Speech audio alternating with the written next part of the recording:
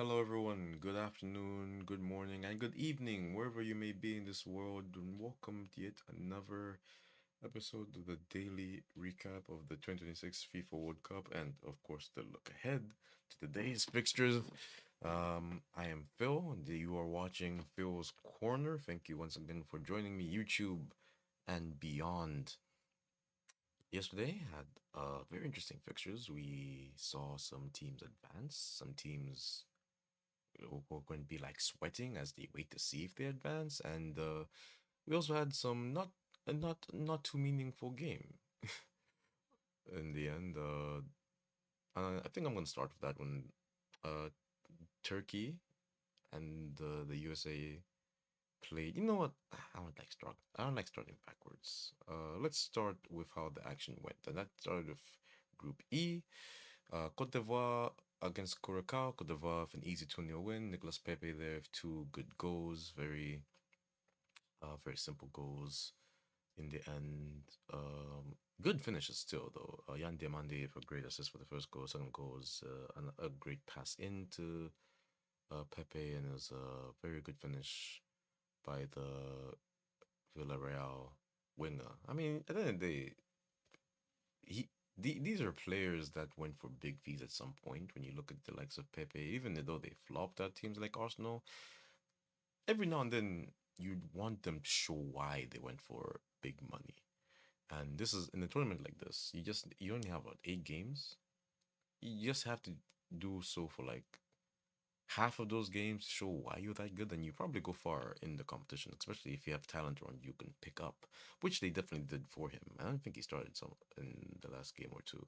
But yeah, 2-0 there for Cote d'Ivoire. Big win for Ecuador against Germany. That's a massive win for Germany. Sorry, for Ecuador. Germany almost played spoilers. Sane scored early on, and he had the chance at 1-1 as well to make it 2-1 and really just put a dagger in Ecuadorian hearts. But no, Nelson Angulo scored the equalizer in the 9th minute, so early on. But Gonzalo Plata capitalized off of. I think there's a. I'm gonna say there's a Neuer era. Really could have claimed that ball. He didn't, and he was on hand from that corner just to flick it in. Big win for them. This means Ecuador should be through. Now we're gonna look at the table. I'm not gonna have it up here, but I'm gonna basically tell you the table for the best place teams as it stands. And let's just say Ecuador is looking pretty good there. Next round of fixtures, we had the Group F. That was Japan, Sweden, Tunisia, Netherlands. Netherlands swept Tunisia. Tunisia is just an awful team, really. They a waste of time in this World Cup. Could be a bit harsh, could be a bit mean. Um, they were poor at the World Cup. I mean, at least they scored a few goals. Wasn't too horrendous from them, but they did concede five in one game and four in another, and three in this one. Never mind. Nah, they were rubbish, man. That's 12 goals. Africa's doing okay right now in this competition, and they were definitely the worst African team so far. And yeah, but anyway, another own goal. Uh, this was scored by Skiri in the 3rd minute. One of those another weird own goal, man. It's like that whole match fixing type of own goals, because no way you should be conceding an own goal like that, but they did. They did. But anyway, after that, Brian Brobby not volley hammered in after a layoff from Van Dijk from a free kick. Mastari scored. Hazem Mastari scored from a corner in the second half. Very good header, very good goal. And the Brighton centre back Van Heck, uh, Jean Paul Van Heck. Is it Van Heck or Van Hecka? The Brighton guy scored. The big Brighton guy scored at the in the second half to make it 3-1. Job done. Japan, Sweden, entertaining game, good game. Japan scored a lot.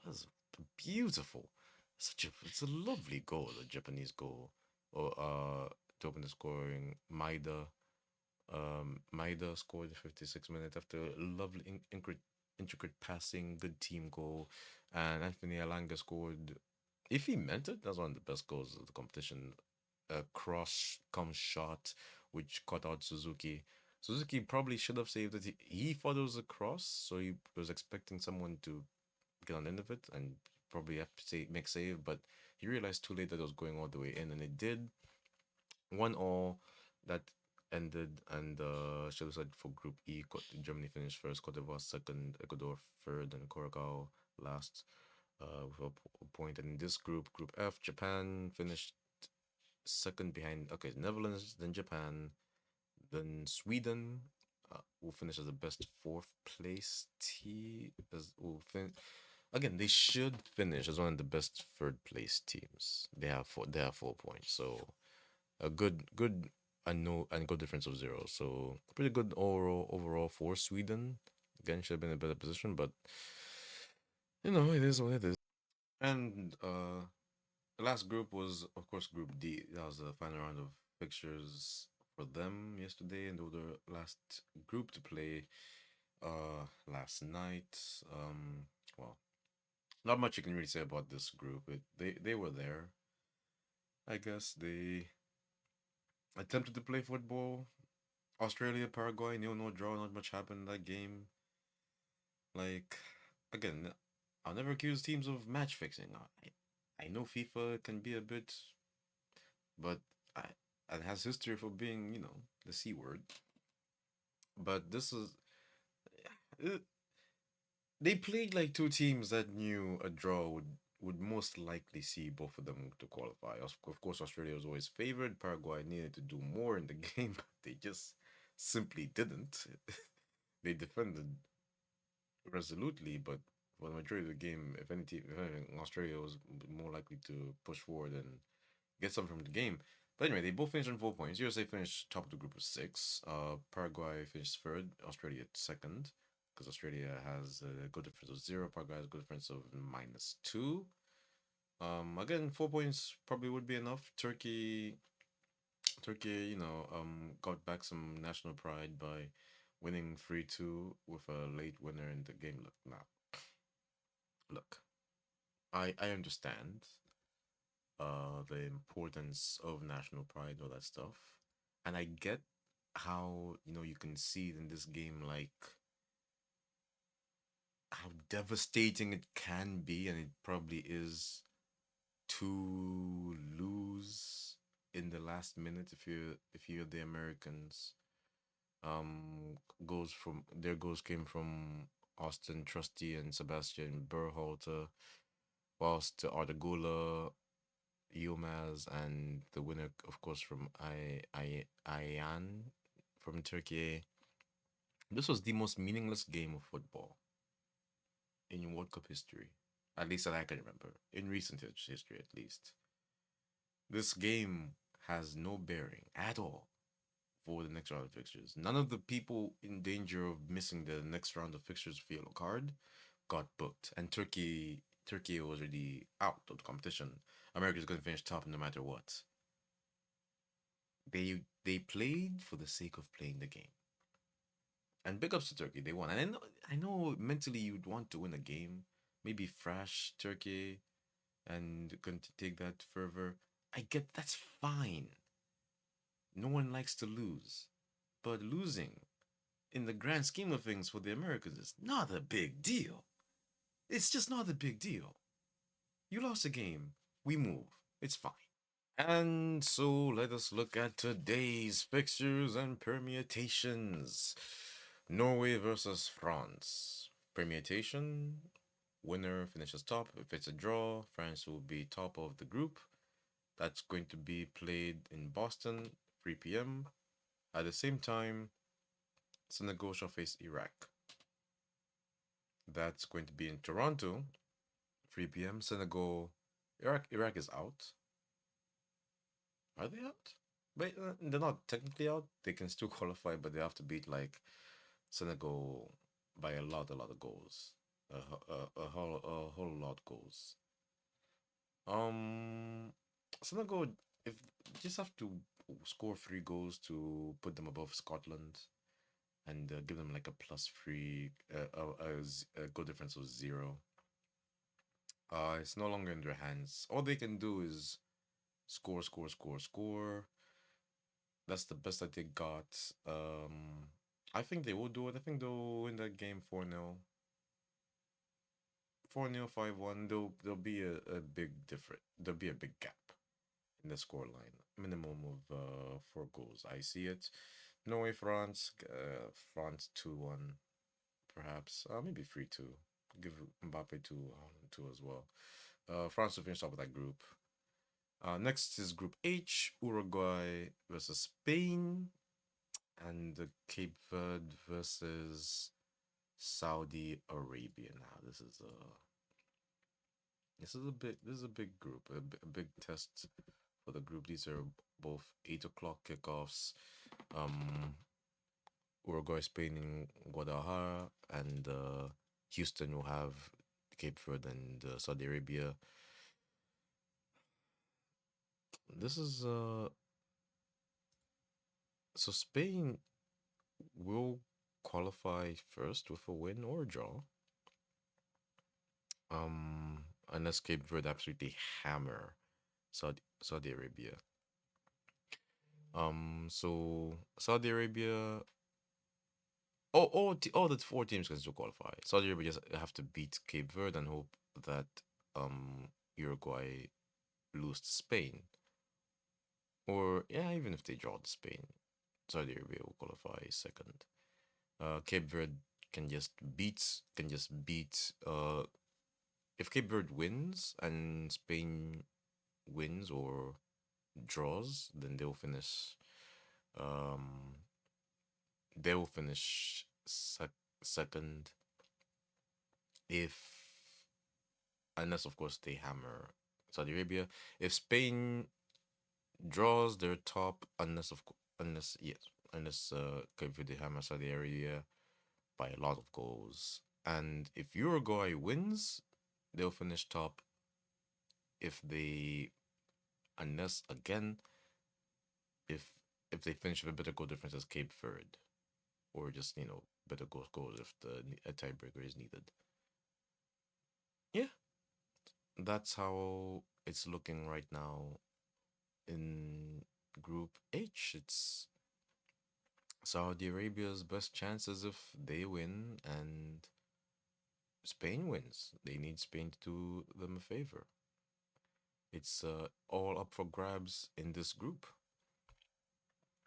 And the last group fixtures of the day shall come from Group G. That's going to be at 11 p.m. Egypt versus Iran, Belgium versus New Zealand. Egypt, Iran. This is to be played in Seattle, and New Zealand, Belgium is in Vancouver at BC Place. Well, the permutations for this group are also very interesting in that, again, all teams can qualify. It's exactly think of it the exact same scenario as Group H, which I just went through. In this case, Egypt is Spain, Iran and Belgium are Uruguay and Cape Verde, and New Zealand is Saudi Arabia. So whatever I said for that past group, that's exactly the situation we're in right now. Egypt beats Iran. Egypt is top. Belgium beats New Zealand. Belgium will finish second. Egypt, Iran draw. Belgium win. If Belgium hammers New Zealand, which is more likely, then Belgium will finish above Egypt. Yes, because I mentioned the draw. Yeah, Belgium will finish above Egypt. If if Iran beats Egypt, they'll finish top. Unless, of course, Belgium smashes New Zealand. And if New Zealand wins and Egypt wins, then New Zealand shall finish second, and Belgium shall finish, and Egypt shall finish first. That's it for all those teams. Score predictions. Oh yeah, sorry, I forgot to say. Spain's gonna beat Uruguay. Cape Verde's gonna beat Saudi Arabia. Egypt's gonna beat Iran. Belgium's gonna beat New Zealand. That's how I see things going. Now, let's take a look at the best third place teams right about now. So, Sweden, Ecuador, Bosnia Herzegovina, Paraguay all have 4 points.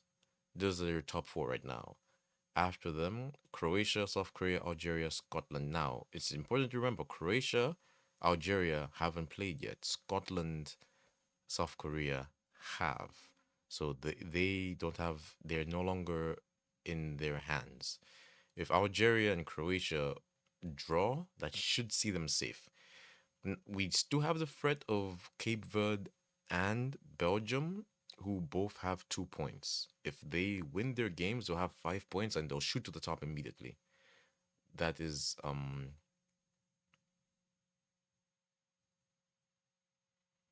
yeah. If they win their games, they will have 5 points. But of course, there's a chance that the 5 points will not be enough because oh no, sorry. If they win their games and they're gonna be yeah, they'll finish third.